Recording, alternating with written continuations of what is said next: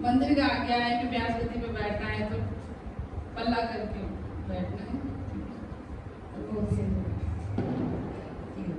तो आज का जो हमारा टॉपिक क्या होना चाहिए, क्या चल रहा है अभी हमारा पितृपक्ष, ठीक है ना। तो पितृपक्ष से पहले अभी क्या गया है, पूर्णिमा को क्या क्या था हमारा भाद्रपद पूर्णिमा। तो इसका क्या महत्व है पता है किसी को? भाद्रपद पूर्णिमा की क्या महत्व है? ये पूर्णिमा इतना स्पेशल क्यों है? हाँ? बाकी पूर्णिमा चांद रेड दिखता है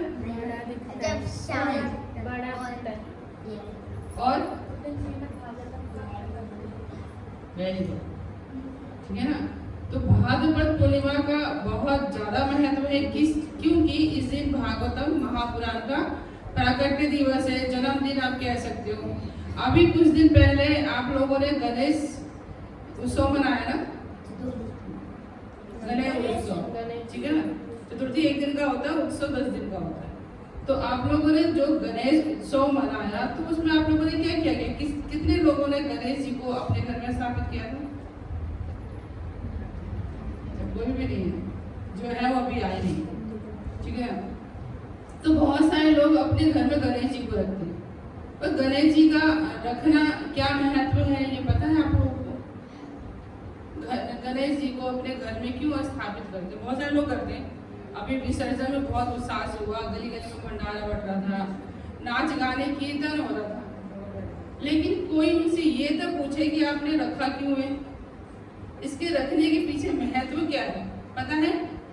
किसी को पता है? जिन्होंने नहीं रखा उनको पता है?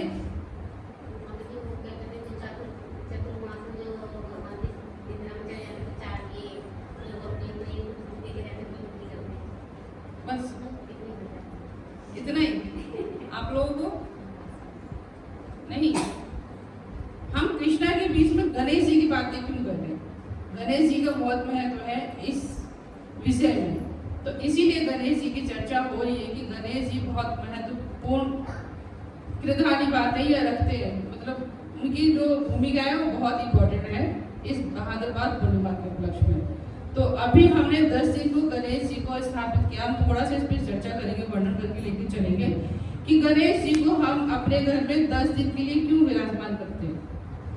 उनको इतना खिलाते पिलाते भोग लगाते हैं, अपने ले जाके पानी में डुबो देते हैं। तो ऐसा क्यों करते हैं? भाई खिलाओ पिलाओ वाले, कोई आपके घर में मेहमान आई, खिलाओ पिलाओ वाले जाके उसको नदी में कहीं पर डुबो जाओ, तो क्या ऐसा होता है? पर ये हम लोग कर रहे हैं, तो इसके पीछे क्या कारण है? कुछ तो नॉलेज होगा थोड़ा बहुत। गणेश जी को सब मानते हैं, दिवाली में तो जय गणेश जय लक्ष्मी मैया खूब होता है।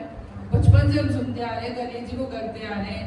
कोई भी पूजा जो भी हम क्रिया करते हैं तो गणेश जी को सबसे पहले हम लोग रखते हैं। लेकिन गणेश जी के बारे में हम तो सारे देवी देवता को मानते हैं, ठीक है ना, हम सभी की पूजा करते हैं, पर करते क्यों है भाई ये तो बताओ। गणेश जी को हम रखते क्यों है? गणेश जी को हम सबसे प्रथम पूजनीय क्यों बोलते हैं? इसके बारे में कुछ पता है किसी को? ये तो पता होगा तो प्रथम पूजनीय क्यों बोलते हैं? ठीक है, ये तो दूसरी कहानी हो गई, इसमें हम नहीं जाएंगे। नाश करते हैं, ठीक है। और माता जी अब गणेश जी को नहीं पूछते? ऐसा हो नहीं सकता कि यहाँ पर जो अभी यहाँ उपस्थित है कोई गणेश जी की पूजा नहीं करता दिवाली को, और दिन करे ना करे दिवाली पे जय गणेश जी और जय लक्ष्मी मैया तो होनी चाहिए, लेकिन मतलब कुछ नहीं पता है ना। अब तो यह प्रचलन भी बहुत ज्यादा हो चुका है कि 10 दिन के लिए हम लोग गणेश जी को अपने घर में रखते हैं। नहीं बोल 10 दिन के लिए हम अपने घर में रखते हैं। सबको नहीं बोला, पीछे देखने को सिर्फ एक को ही बोला है। आप लोग कथा में रहिए, कोई भी अगर कथा में होता है तो वो पीछे मुड़ के ना देखे, क्योंकि पीछे जो आ रहा है वो आपके लिए नहीं आ रहा। जो आप उनके स्वागत में पलके बिछा के खड़े, जो जिनके लिए खड़ा होना चाहिए उनके लिए तो आप पलके नहीं बिछा रहे हो, पीछे मुड़ मुड़ के देख रहे हो। अगर पीछे कोई आया है तो आपसे मिलने आता तो आपके घर में आता, यहाँ आपके पीछे आया है तो इसका मतलब कि किसी और से मिलने आया, आपसे नहीं आया। तो आपको जरूरत नहीं है कि पीछे मुड़ के आप लोगों को देखना है। कथा में रहिए, ठीक है ना, सेवाओं के लिए और भी हैं लोग जो सेवाओं में कथा के बीच में हैं। तो ठीक है ना, तो कहने का मतलब ये है कि हम लोग जो गणेश जी की पूजा करते हैं 10 दिन के लिए, गणेश जी ने व्यास देव जी ने जब सारे पुराण लिखे थे, तो उसके बाद सारे पुराण लिखने के बाद ना उनके मन में तृप्ति नहीं हुई। कई बार होता है ना, हम खाना तो बना लेते हैं सारा, लेकिन हम सेटिस्फाई नहीं होते कि कुछ होना चाहिए, कुछ स्पेशल। आज संडे है तो कुछ अच्छा सा बनना चाहिए, आज बच्चों की छुट्टी है तो कुछ अच्छी डिश बननी चाहिए, या बच्चे आज घर में हैं या कोई मेहमान आया है तो कोई अच्छा सा बनाए और खाने का प्रयास करें। लेकिन जब तक हम कुछ अच्छा सा नहीं बना लेते, सेटिस्फाई नहीं हो जाते, तब तक हम पकाते रहते हैं करते नहीं करते। और लास्ट में हम सेटिस्फाई कब होते हैं, जब हम कोई हलवा बना ले, कोई खीर बना ले, कोई मिठाई बना ले, ठीक है ना, तब लगता है कि हाँ हमारा खाना पूर्ण हो गया। जैसे हमारे स्कूल में भी अगर कुछ भी खाना बन रहा हो उसमें मीठा होना ही चाहिए, क्योंकि प्रभुपाद का नियम है कि प्रभुपाद ने बोला है कि मीठा तो होना ही चाहिए। तो प्रभुपाद अपने हाथ से बनाते थे, चाहे रसगुल्ले हो, चाहे संदेश हो, चाहे बहुत सारे बंगाली डिश होते हैं, मुझे नाम पता नहीं है क्योंकि उनको इतना खाया नहीं है, ठीक है ना, लेकिन आप लोगों को पता होगा सब कुछ।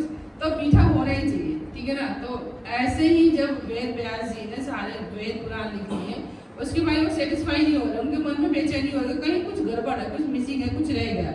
तो उन्होंने नारद जी से चर्चा करी। क्यों? क्योंकि जब हम मन में विचलित होते हैं या कोई परेशानी होती है, कुछ समझ नहीं आता, तो किसके शरण में जाना चाहिए? नारद जी कौन है व्यास जी के? तो अपने गुरु के शरण में गए, उन्होंने सबसे चर्चा करी कि मैं मतलब सेटिस्फाई नहीं हो रहा, मैंने लिख तो दिया है लेकिन मेरी तृप्ति नहीं हो रही। तो नारद जी ने बोला कि क्या आपने भगवान के बारे में वर्णन किया? आपने सारा कुछ तो वर्णन कर दिया, लेकिन आप भगवान के बारे में वर्णन करना भूल गए। तो आप भगवान के बारे में वर्णन कीजिए और भगवान के लिए एक अलग से ग्रंथ लिखिए। तो वेद व्यास जी ने भागवतम महापुराण की रचना शुरू करी। अब भागवतम महापुराण के बारे में भाई हमारे मन में तो विचार आ रहे हैं, अब हम उसको विचारों को फटाफट बोले कि फटाफट लिखिए, दोनों को हम जल्दी क्या कर सकते हैं? हम जल्दी क्या कर सकते हैं? हम बोल सकते हैं कि लिख सकते हैं? बोल सकते हैं। तो वेद व्यास जी बोले कि मैं बोल तो सकता हूँ पर लिखने में गड़बड़ हो सकती है, बोलते बोलते नहीं लिखा जाता। तो इसीलिए उन्होंने बोला कि कोई ऐसा हो जो मैं बोलूँ और वो लिखे। तो उन्होंने फिर सर्च किया, तो उनको फिर गणेश जी मिले। गणेश जी सर्च किया तो गणेश जी ने बोला ठीक है, ये कार्य मैं कर सकता हूँ, ठीक है। तो गणेश जी ने शुरुआत करी भागवतम महापुराण लिखने की, ठीक है। तो उनकी एक शर्त थी, गणेश जी की शर्त ये कि अगर मैं लिखूं और आप बीच में बोलना बंद कर दिया या रुक गए तो मैं वहीं रुक दूंगा, उसके आगे मैं नहीं लिखूंगा। तो वेद व्यास जी ने बोला कि ठीक है। उन्होंने भी शर्त रखी कि ठीक है मैं बोल रहा हूँ, लेकिन जो भी मैं शब्द बोलूँ उसको आप समझ के लिखोगे। ऐसे नहीं कि मैंने बोल दिया उल्टा सीधा आपने लिख दिया, गलत लिख दिया। पहले मैं बोलूंगा, आप समझोगे और उसके बाद आप लिखोगे। तो वेद व्यास जी ने सोचा कि भाई सोचने में थोड़ा समय लगेगा, इतना मैं भी सोच के थोड़ा और बोलूंगा, कहीं रुक गया है तो भी सोच लेंगे। तो दोनों की हो गई। तो उसके बाद भी वेद व्यास जी बोलना शुरू किया, गणेश जी ने लिखना शुरू किया। तो ये कहाँ पे हुआ? ये वेद पुराण की रचना कहाँ पे हुई? दिमाग चला लेने दो, पका पकाए सब कुछ मत दो, ठीक है ना। तो ये जो शुरुआत हुई, ये बद्री का आश्रम जो है हमारे 4 धाम में से एक धाम है, वहीं पे माना गांव है। माना गांव के मतलब आप मान लो 1-1.5 घंटे का रास्ता है, इतने दूर है वो माना गांव बद्री का आश्रम से।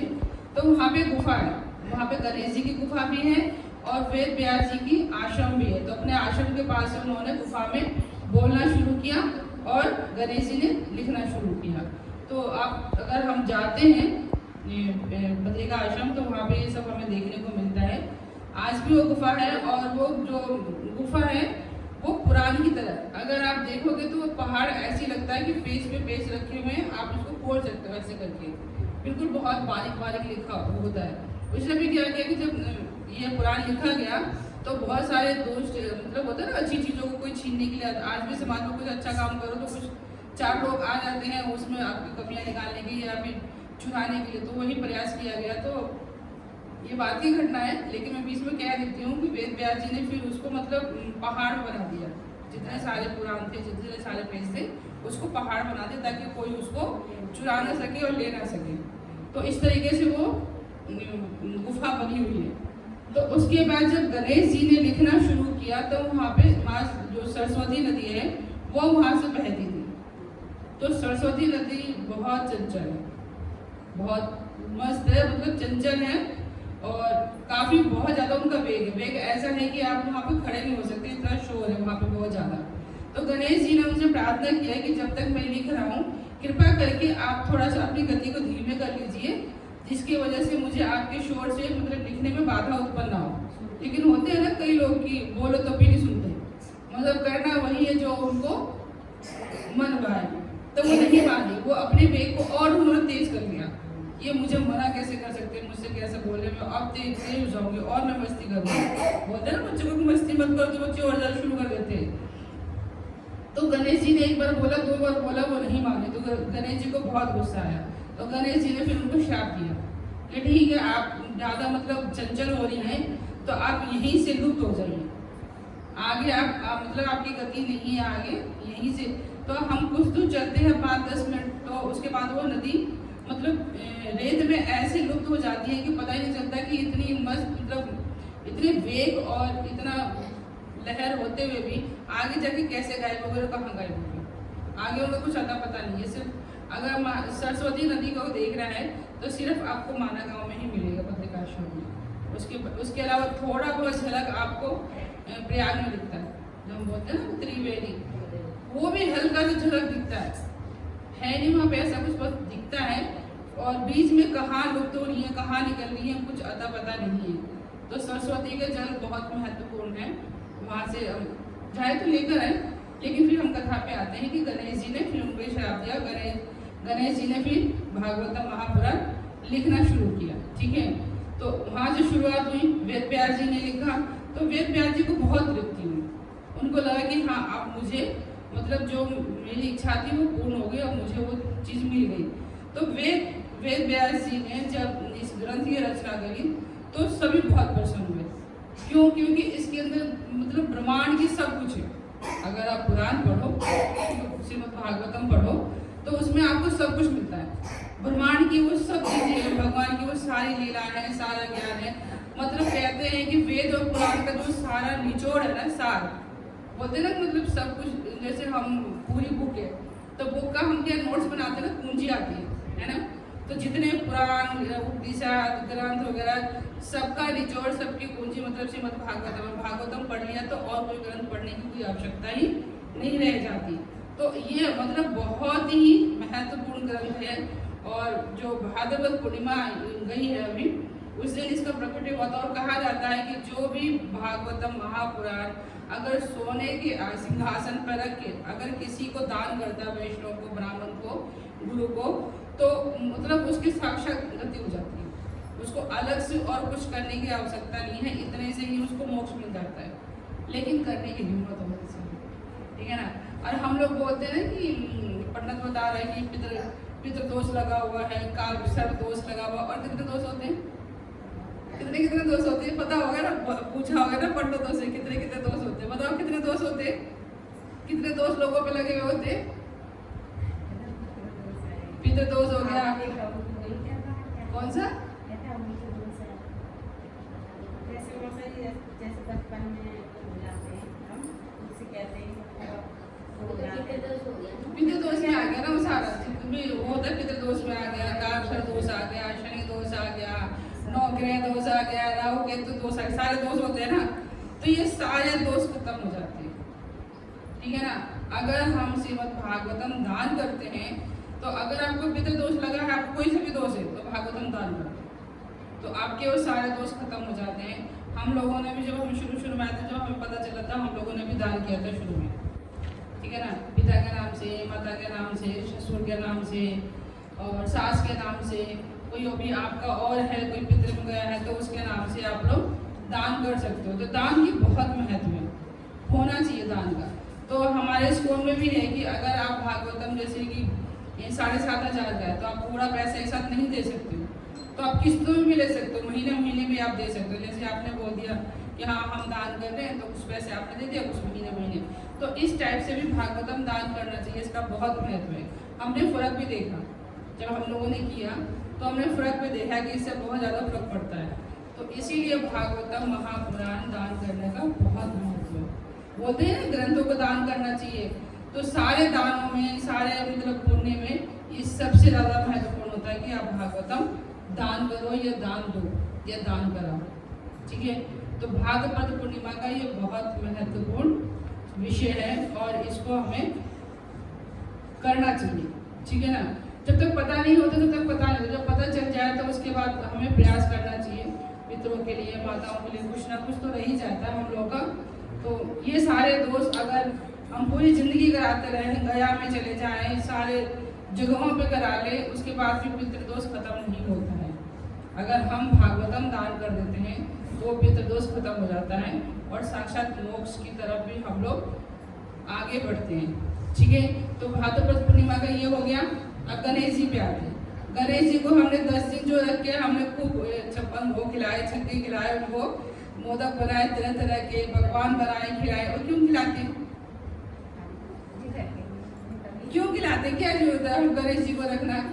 शिव जी को रख ले, माँ दुर्गा को रख ले, बस 10 दिन के लिए गणेश जी को क्यों रखते हैं? बताइए माता जी, कौन कौन रखते हैं गणेश जी? अभी जो माताएं आई है, नहीं पता गणेश जी का, बस हमारे पड़ोसन ने रखा है तो मैं भी रख लेती हूँ, है ना। हमारे पड़ोसन करती है ये काम तो मैं भी कर लेती हूँ, लेकिन पता नहीं है क्या करती है, ये क्यों कर रही है पता ही नहीं। जो गणेश जी ने 10 दिन जो भागवत महापुराण लिखा था, वो 10 दिन लगातार लिखा था, बिना ब्रेक के, बिना रुके। वेद व्यास जी बोलते रहे, गणेश जी लिखते रहे, वेद व्यास जी बोलते रहे, गणेश जी लिखते रहे, और वो पसीने में इतने तर हो गए थे, बिल्कुल उनके नदी बह रही थी उनके पसीने से, क्योंकि वो स्पीड से लिखना, और लिखते लिखते उनकी कलम टूट गई। तो उसमें भी एक कथा आती है कि उन्होंने अपने दांत तोड़ के उससे लिखना शुरू किया था। तो ये भागवतम महापुराण इतना सामान्य नहीं है, गणेश जी के हाथ से लिखा हुआ है, वेद व्यास जी के द्वारा बोला गया है, और गणेश जी के हाथ से लिखा हुआ है, दांत से भी वर्णन आता है। तो ये सामान्य नहीं है। हम लोग सोच रहे हैं कि तरह किताब ही तो है, ये कोई और किताब पढ़ ले, ये किताब नहीं है, ये हमारे भगवान से आ रहे हैं, हमारे परंपरा से आ रहे हैं। तो ये सामान्य नहीं समझना चाहिए। जिसको हम बोलते हैं कि दान करो, दान भी कोई सामान्य नहीं है, साक्षात हम भगवान को दान करते हैं। तुलादान होता है ना, जब तुलादान में हम लोग गीता का दान करते हैं, अभी गीता जयंती पे आता है, तो ऐसे ही भगवान को साक्षात हम दान कर रहे हैं। तो ये कोई सामान्य बात नहीं है, ये बहुत महत्वपूर्ण है भागवतम महापुराण का दान करना, ठीक है। तो अब ये परंपरा कहाँ से शुरू हुई? हमने सुन तो लिया कि वेद व्यास जी ने बोला, गणेश जी ने लिखा, आगे हमारे पास आई, बट ये हमारे पास कैसे आई? तो इसका वर्णन आता है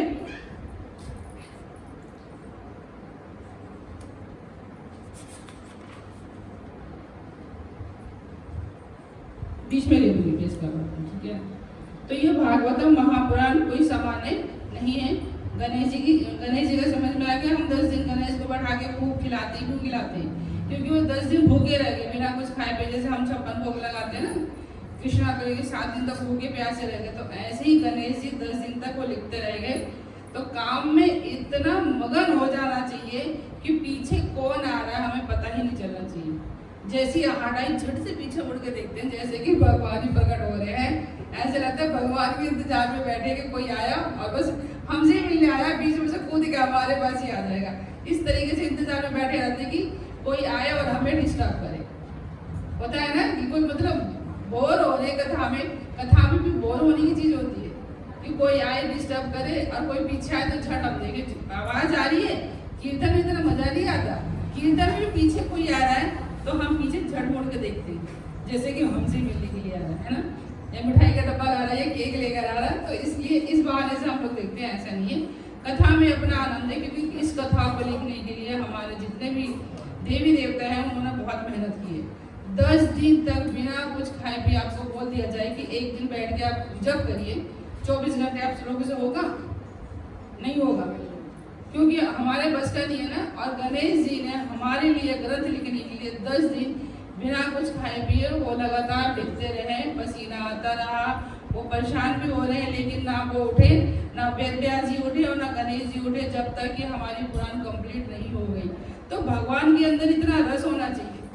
जब भगवानों ने इतने रस से लिखा है तो हमें सुनने में वो रस क्यों नहीं आता? क्योंकि हमारे अंदर वो भावी उत्पन्न हुआ। गणेश जी को हम 10 दिन बैठा लेंगे, लेकिन गणेश जी ने क्या किया है उस पर हम ध्यान नहीं देते, उस पर चर्चा नहीं करते, समझने की जरूरत नहीं है। बैठाया है, नाच गाना किया है, भंडारा बांटा, हो गया जी गणेश जी बैठाए, लेकिन गणेश जी के पीछे का क्या उद्देश्य है उसके बारे में हमें कोई मतलब ही नहीं है, कुछ पता ही नहीं है। तो वो जानने की बहुत जरूरत है कि गणेश जी जो चाहते हैं उसके ऊपर हमें ध्यान देना चाहिए, वो हमें कार्य करना है जो हमें वो सिखाना चाह रहे हैं। समझ में आएगा 10 दिन के लिए हम गणेश जी क्यों बैठाते हैं और उसके बाद हम उनका विसर्जन क्यों करते हैं? विसर्जन क्यों करते हैं? हम उनको पानी में क्यों डुबोते हैं? पानी में ले जाके क्यों डुबोते हैं? हम ले जाके पीपल के पेड़ के पास रख दें, है ना, कहीं जंगल में ले जाके रख दें या कोई मंदिर बना ले, पर वो हम नहीं करते। हम पानी में ही उनको क्यों डुबोते हैं? इसके पीछे कारण जानने की कोशिश किया, सोचा, कभी दिमाग में आया? नहीं। गणेश जी बैठा दे, पूरी हलवा खा रहे, लोगों को खिला रहे, ढोल में जाके ले जा रहे और झील में जाके गिरा दे रहे। पर गिरा क्यों रहे हैं भाई? उनको मोदक ही क्यों खिला रहे? कुछ सेंस नहीं है ना, कुछ यहाँ सोचने की जरूरत नहीं है। मतलब भेड़ चाल है, चींटी एक के पीछे जा रही है, दूसरे से पूछेगी कि हाँ ठीक है, तो वो चींटी मतलब चींटी है, चींटी की तरह चलना है, भेड़ की तरह चलना है, सूंघ के चलना है, सूंघ के चलना है। क्या है समाज के लिए सिर्फ यही रह गया? हमारे हिंदू धर्म के लिए सिर्फ यही रह गया? भेड़ चाल, दिमाग नहीं चलाना। दिमाग कहाँ चलाना है? पड़ोसन ने क्या क्या गाली दिया है, क्या क्या बोला है, वो बिल्कुल कानों में ऐसे मिश्री की तरह घुल जाता है, लेकिन कथा में क्या कहा गया है याद ही नहीं। हमारे जो पूजा पाठ हो रहे हैं, हम लोग जो कथाएं कर रहे हैं, समाज में क्या चल रहा है कोई मतलब नहीं, कोई दिमाग चलता ही नहीं है। बस हो रहा है तो हो रहा है, ठीक है, हमें इससे क्या। लेकिन जिस दिन आपके घर में वो चीज लगेगी ना, तब पता चलेगा कि उससे हमें फर्क पड़ता है, ठीक है ना। जब अपने परिवार में जब परेशानी आती है तब पता चलता है कि समाज में जो हो रहा है उसका हम पे फर्क पड़ता है। तो उससे पहले ही अपनी आंखें और बुद्धि खोल लीजिए कि हो रहा है, कहीं कुछ गड़बड़ तो नहीं हो रहा हमारे तक तो वो आग नहीं लगेगी। समाज में कहीं आग लगी है, कुछ गलत हो रहा है, ठीक है, हमारे धर्म के खिलाफ कोई, हमारे धर्म के बीच में कोई आने का प्रयास कर रहा है, तो आग हमारे घर तक तो नहीं पहुंच जाएगी, अलर्ट हो जाइए, ठीक है ना।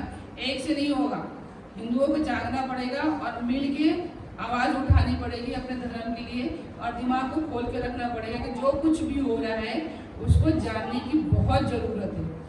सही मायने में हमारे ग्रंथों में, पुराणों में क्या लिखा है उसके बारे में जानने की बहुत आवश्यकता है। लेकिन हम लोग मंद बुद्धि बन के बैठे रहते, बने है नहीं, बन के बैठे रहते, ठीक है ना। तो उससे हमें आगे निकलना है, ठीक है। और ग्रंथों के बारे में हमें जानने की बहुत आवश्यकता है। जो चीजें चली जा रही है, चली आ रही है, उसके बारे में आप जानिए। इसीलिए जो भी चीज चली जाती है ये आने वाली है टाइम टू टाइम, उसके बारे में हम लोग जागृत करने का प्रयास करते हैं। आप लोग समाज में हो, उसको आप जागृत करिए और बाकी लोगों को भी बताइए कि क्या हुआ, कैसे हुआ, ठीक है। तो भागवतम महापुराण का जो महामत्य है, जो महात्म है, उसमें भी कई वर्णन आते हैं, कई कथाएं आती हैं कि भागवतम कथा क्यों सुननी चाहिए। भाई लिख तो दिया गणेश जी ने, लेकिन वो हमारे लिए लिखा है, तो हमें क्यों सुनना चाहिए, क्यों पढ़ना चाहिए, हमें उससे क्या लाभ? भाई कोई लाभ होगा जब तो उन्होंने लिखा, इतनी मेहनत की है। और फिर हम भाद्रपद पूर्णिमा से 10 दिन पहले ही उनका हम क्यों स्थापित करते हैं? क्योंकि वो लिखना उसी दिन खत्म हुआ था, तो उसी दिन प्रकटे भागवतम महापुराण का हुआ, ठीक है ना। तो गणेश जी को इसलिए डुबाते क्योंकि उनको बहुत गर्मी लगी। हम जो कार्य करते हैं तो एनर्जी बर्न होती है ना हमारे अंदर, तो क्या बोलते हैं उसको, शक्ति जागृत होती है भाई। जब हम कोई कार्य करते हैं तो उनको बहुत गर्मी लग रही थी, तो इसीलिए हम उनको पानी में बैठाते हैं कि प्रभु आपको बहुत गर्मी लग रही थी, आप अब इसमें बैठिए, आपको तृप्ति मिलेगी। आपने इतना बड़ा कार्य किया, भगवान का वर्णन किया, भगवान के बारे में आपने वो सब कुछ लिखा, और वो भी समझ के लिखा है सब कुछ, और इतने अनमोल हमें ग्रंथ आपने दिया, तो इसका शुक्रिया अदा करने के लिए हम लोग उनको जल में स्थापित करते हैं, जल में रखते हैं, ताकि उनको शांति और तृप्ति मिले। ठीक है, आज तो सूर्य भगवान भी ज्यादा प्रसन्न हो रहे हैं। ठीक है, तो इसका वर्णन मतलब भागवत महापुराण में बहुत आता है, और इसका जो वर्णन आता है कश्यप गोत्र में महर्षि देवल के पुत्र शांडिल्य हुए, शांडिल्य ऋषि हुए। ठीक है ना, समझ में आ रहा? कश्यप ऋषि के गोत्र में मतलब उन्हीं के वंश में महर्षि देवल के पुत्र शांडिल्य हुए। शांडिल्य का आपने रामायण वगैरह में वर्णन सुना होगा, नाम तो सुना ही होगा शांडिल्य। और रघुवंश में राजा दिलीप हुए। राजा दिलीप के शांडिल्य ऋषि जो थे वो राजपुरोहित थे, होते हैं ना राजपुरोहित वगैरह जो होते हैं हमारे उसमें। तो शांडिल्य ऋषि ने ये जो कथा है, ये कथा सनत कुमारों को सुनाई, और सनत कुमारों ने नारद को सुनाई, और आगे सूत जी ने नैमिषारण्य में 88,000 ऋषियों को ये कथा सुनाई। और ये आगे कथा 88,000 ऋषियों के द्वारा हमारे तक ये थोड़ी देर में ये के साथ, ठीक है ना। तो इसमें जो कथा आती है कि हम लोगों को भागवत महापुराण सुनने से कितना बड़ा लाभ है, और वैसे भी हमारा पितृपक्ष चलता है, तो ये कथा हमारे लिए बहुत महत्वपूर्ण रखती है। इसमें आता है एक तुंगभद्रा नदी के तट पर आत्मदेव नाम के ब्राह्मण रहते थे। ठीक है, और उनकी पत्नी का नाम धुंधकारी था। सुनिए कथा आप लोगों ने, ये धुंधकारी की कथा किसने किसने सुनी है? धुंधकारी की कथा, ठीक है, और किसने किसने सुनी है? भाई आप लोग तो दिख नहीं रहे, सूर्य भगवान ही दिख रहे हैं मुझे। 5 मिनट बाद थोड़े से ऊपर जाएंगे तो फिर कुछ होगा, ठीक है ना। तो नहीं सुनी आप लोगों ने कथाएं? तो आप लोग इतना सुनने जाते हो ना भागवतम कथाएं सुनने, जहाँ कहीं होता है दौड़ लगा लेते हो।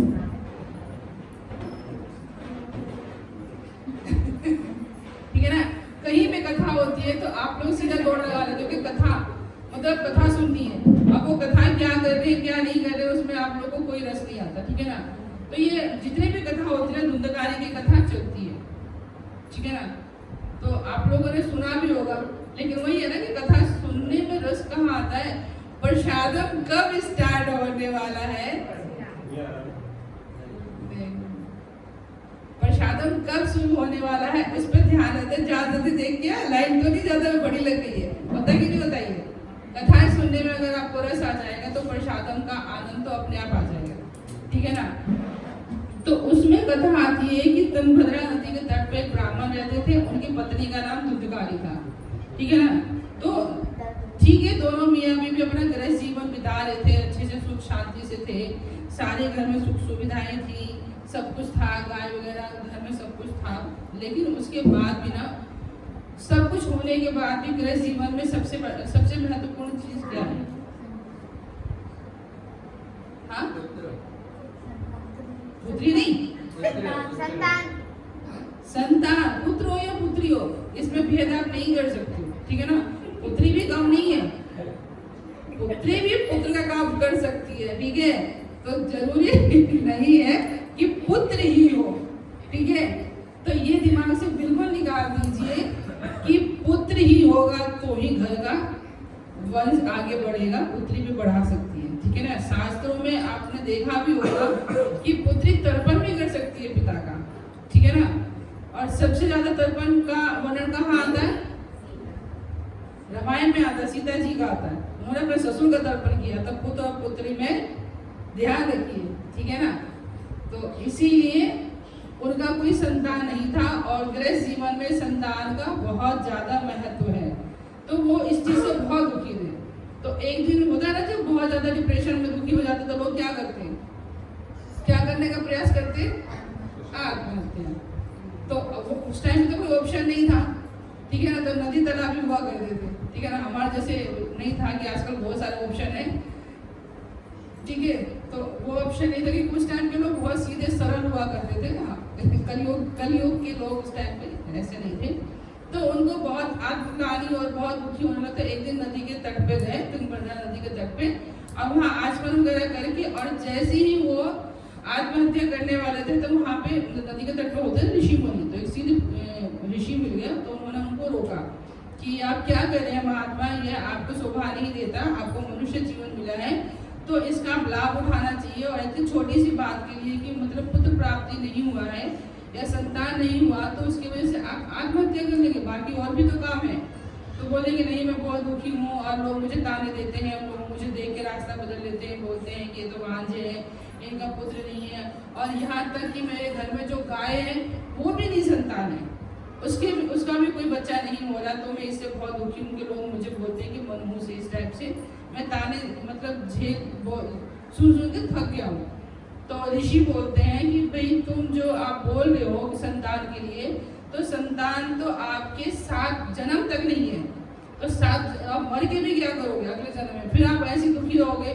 तो 7 जन्म तक आपके संतान नहीं है तो इसका तो मरने का कोई लाभ ही नहीं है, आपको इसको सहन करना होगा। तो ब्राह्मण तो ब्राह्मण होते, दिमाग चल पड़ा कि 7 जन्म तक ये मेरा देख सकते हैं, इसका मतलब कि ये सिद्ध पुरुष है, ये कुछ कर भी सकते हैं।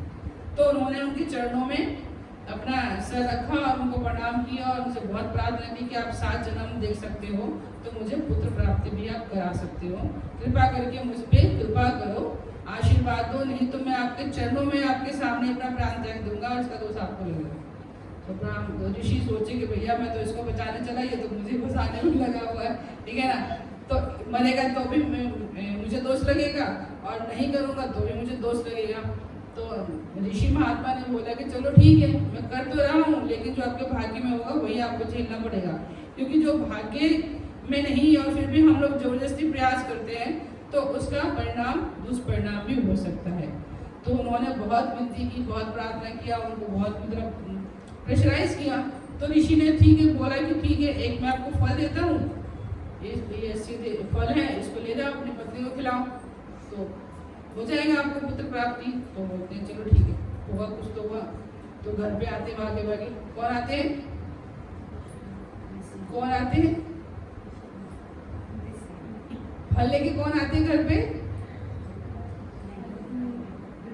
बैठे यहाँ है ना, मन घर पे क्या पक रहा है, क्या हो रहा है, झाड़ू लगाना है, शाम को बर्तन मांजने है ना, यही पे दिमाग लगा हुआ। तो सब कुछ छोड़िए, आप जब चले भी जाएंगे तभी बर्तन वहीं का वहीं रहेंगे, घर वहीं का वहीं रहेगा।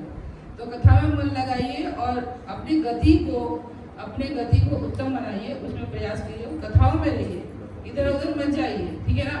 तो आत्मदेव राम अपने घर में, ब्राह्मण है ना आत्मदेव राम, उन्हीं को तो फल दिया, किसने दिया, ऋषि ने। अब आए लाइन में, ठीक है ना। तो मन और बुद्धि को कथा में रखिए, इधर उधर मत जाइए। इसीलिए क्वेश्चन किया जाता है कि आप लोग बीच में गायब हो जाते हो, ठीक है ना। अभी श्रोता के ऊपर भी आएंगे कि श्रोता कितने टाइप के होते हैं। तो उसके बाद वो घर पे लेके गए, तो पत्नी तो पत्नी है, ठीक है ना, नाम पे धुंधकारी है।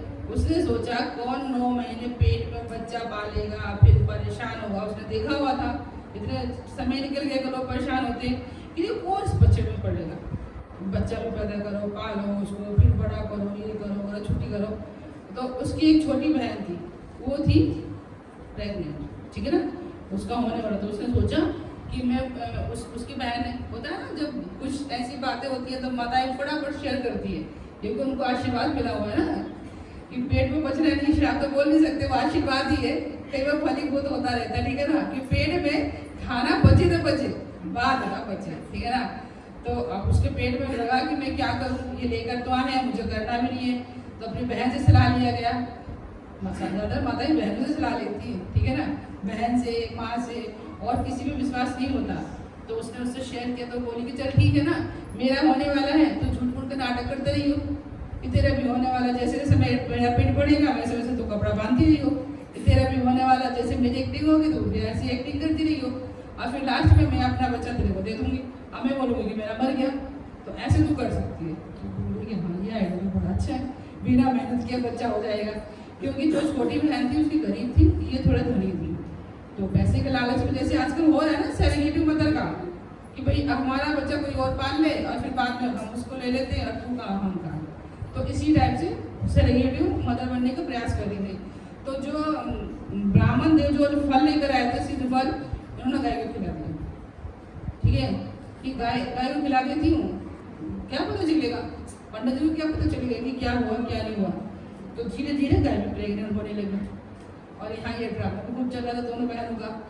समय बीतता गया, बहन का एक पुत्र हुआ। तो उन्होंने मतलब दोनों ने एक जैसे एक्टिंग करी, तो बहन ने अपना पुत्र इनको दे दिया, उनको खूब सारा धन मिल गया। बहन को उसने बोल दिया मेरा बच्चा मर गया, और इसको दे दिया, ये पालने लगी। उधर गाय का भी एक बच्चा हुआ, गाय भी सब उसी समय से हुई ना, तो गाय का भी एक बच्चा पैदा हुआ, लेकिन उस बच्चे का क्या था, कान वान सब गाय का है ना, और मुख उसका इंसान का। तो गोकर्ण उसका नाम पड़ा, ठीक है, क्योंकि गाय जैसे उसके कान थे और मुख इंसान का था, तो उसका नाम पड़ गया गोकर्ण। और वो वेद पाठी ब्राह्मण निकला, उसको पहले से सब कुछ ज्ञान था, सब कुछ था, वेदों का, पुराणों का, मतलब क्या था वो, प्राखंड ब्राह्मण बने वो जाके आगे। तो उसके बाद ये भी धुंधकारी का जो उसका नाम जो पुत्र रखा, धुंधकारी का धुंधकार, ठीक है ना, दूधगार ना, दूधगारी का मिलता जुलता रखता है ना, तो नाम कि माँ के नाम से, पिता के नाम से नाम हो, तो दूधगारी का यही है, दूधगारी कह लो, ठीक है। तो वो बच्चा धीरे धीरे बड़ा होने लगा, और बड़ा होने लगा तो भाई ब्राह्मण को तो बच्चा है नहीं, बच्चा तो बहन से लिया, तो बहन के जैसे नस्ल वैसी फसल। वो इतना दुष्ट, इतना शैतान निकला, इतना बिगड़ा हुआ निकला कि बचपन से ही मतलब वो लंपट निकला। लड़कियों के पीछे जाना, उल्टे सीधे काम करना, शराब पीना, जुआ खेलना, मारना पीटना, पढ़ाई में मन नहीं लगना उसका, सारे उल्टे काम उसने शुरू कर दिए। घर के सारे बर्तन भांडे बेचना शुरू कर दिए, पैसे चुरा के जुआ खेलना, जैसे आजकल लोग करते हैं ना, ड्रग्स में माँ के गहने, पिता के जो भी है, मतलब सब कुछ। तो उसी टाइप से मतलब कह सकते हो कि इस समाज में जो बहुत ज़्यादा बिगड़ल बच्चा होता है, उस टाइप से वो बनना शुरू हो गया। और धीरे धीरे बड़ा होता गया, माँ मना करती तो माँ को ही मारना शुरू कर देता, और माँ पैसे नहीं देती तो जबरदस्ती मार पीट के ले जाता, घर से कोई सामान चुरा के बेच देता, फिर उसे जुआ खेलता, वैश्यालय जाता, वैश्याओं के चक्कर में पड़ गया, और धीरे धीरे उसने अपने घर के सारा कुछ सामान, धन, सब कुछ संपत्ति बेचना शुरू कर दिया, ठीक है। और धीरे धीरे वो कंगाल होने लगा। तो जब उसके बाद पैसे नहीं होने लगे तो चोरी भी करने लगा, चोरी करते करते वो डकैती भी करने लगा, ठीक है ना। तो छोटे मोटे चोरी डकैती होने लगी, अब बड़े बड़े करने लगे। अभी केस आया ना, 25 करोड़ की चोरी हुई, ठीक है ना। अब लाख तो गया, करोड़ों में चोरी होती है। तो ऐसे ही उसका धीरे धीरे चोरी करने की प्रवृत्ति बढ़ने लगी। माँ बोलती तो माँ को मारते, बाप ने देखा कि इसके लक्षण ठीक नहीं है और मतलब मेरी भी नहीं सुनना, तो वो वन में चले गए, उन्होंने संन्यास ले लिया, वन में चले गया। माँ बेचारी अकेली, भाई पुत्र का है ना, पुत्र का क्या बोलते हैं आसक्ति, वो कैसे छूटेगी। तो वो उसमें रही धीरे धीरे, और बच्चे की इतना टॉर्चर से, इतना दुख से, तंग से वो बहुत परेशान रहने लगी। तो जब वो बहुत ज़्यादा बच्चे को बोलते तो उसने क्या किया, ले जाके रात को कुएं में डाल दिया, ठीक है। उनका वही नाम सत्य हो गया। उसके बाद उसको खुली छूट भी गई। अब ये गोकर्ण धीरे धीरे बड़े होने लगे, वो समझाते तो उसको भी मारने पीटने लग जाते, तो वो भी वन में चले गए अपने तप, अपने बल को बढ़ाने के लिए। अब वो दूधगारी पे चली गई, अब ये मिले खुले छूट, ठीक है। खूब मतलब चोरी डकैती होता, और राजा घर में चोरी करते, खूब ऐश होता, खूब लेडीसें होने लगी, खूब लेडीसें भी आने लगी। जिसमें पैसे होते हैं तो ऐसी लेडीसें तो ढूंढती हैं कि कोई मिले इस टाइप का लंबट तो उसका खूब छीना जाए। समाज में होता है बहुत सारे, भाई हर तरह के लोग हैं। तो उसने देखा कि खूब पैसे आ रहे, खूब 10, 12, 15 ऐसे पालने लगी, पहले गई, खूब मजे कर रही हैं, उसको बोल रही और लेकर आओ और लेकर आओ। उनके चक्कर में वो और चोरी कर रहा, और चोरी करते करते तो एक दिन क्या हुआ कि बहुत बड़ी डकैती रानी राजा घर में, धन बहुत इकट्ठा हुआ। तो जितनी भी स्त्रियां थी उसके फेवर में, उन्होंने सोचा कि इसको मार देती, और मारने के बाद जो उतना भी धन है ना हम सब बांट के, और फिर हम किसी और को ढूंढते हैं। होता है ऐसे ही, समाज में ऐसे लोग हैं, ये नहीं तो कोई और, ये नहीं तो कोई और, ठीक है ना। टीवी सीरियल भी कम नहीं है। अभी मैंने एक भेजा था वीडियो, किसने देखा? आज के क्लास में एक वीडियो भेजा था, किसने देखा? प्रभु जी ने देखा, बाकी किसी को पता नहीं चला मैंने एक वीडियो भेजी है। बहुत मतलब की बात है नहीं, बस भेजती हूँ तो उसको सीरियसली लेकर के देखा करो। ऐसे नहीं कि जो मन में आया वो भेज दिया आप लोगों को, आप लोगों के हिसाब से मतलब का होता है, और बहुत उसमें कुछ सीख होती है। तभी मैं आप लोगों को भेजती हूँ कि आप लोग देखो और उसको समझने का प्रयास करो, और उसमें कोई डाउट हो, क्वेश्चन हो तो उस पर पूछो, चर्चा करो। मैं वीडियो इसीलिए भेजती हूँ, उसको हल्के में मत लिया करो कोई भी मैसेज और वीडियो को। ऐसे ही ये ऐसा नहीं है व्हाट्सएप कि जो मन में आ रहा है गुड मॉर्निंग का भेज रहे हैं, फूल भेज रहे हैं, गुलाब भेज रहे हैं, ठीक है ना। घर में हो गए ना हो गए, उस पर व्हाट्सएप पे बहुत चलता है ना। मैंने तो करनी नहीं पड़ती, उगाने तो पड़ती नहीं है, यहाँ से कॉपी करो वहाँ पेस्ट कर दो। तो ये नहीं करना है। जो भी इम्पोर्टेंट है, जो भी मैसेज है, जो भी होता है उसको सीरियसली लेके और उसको समझने का प्रयास किया करो, उस पर चर्चा किया करो, ठीक है। तो उसको मार दिया, सारी लेडीजों ने मिल गए, ठीक है ना। इसी टॉपिक पे थी वो कुछ, तो उसके बाद वो सारा पैसे वैसे लेके भाग गई। और जो अकाल मृत्यु मरता है उसके साथ में क्या होता है? हाँ, भूत बनता है, भूत बन के भटकने लगा, ठीक है। अब भूत बन के वो भटक रहे हैं तो आत्म तृप्ति तो होगी नहीं। भूतों की कभी तृप्ति होती है? चाहे वो कुछ भी कर ले, कहीं पे भी कर ले, तृप्ति होने लगी। घर में उठा पटक होने लगा, बर्तन भांडे बजने लगे। तो जो भाई मर गया तो उसके बाद जो गोकर्ण थे वो वापस घर आ गए कि घर को संभालने के लिए, गाय वगैरह जो थी सबको संभालने के लिए, क्योंकि पिता तो वन में चले गए, माँ मर गई। तो गोकर्ण के ऊपर जिम्मेवारी आ गई। वो घर में आके सब उन्होंने आके देखभाल करने लगे। तो एक रात को सो रहे तो बर्तन भांडे बज रहे, सारे इधर उधर हो रहे, तो भूत आता तो यही करता है ना।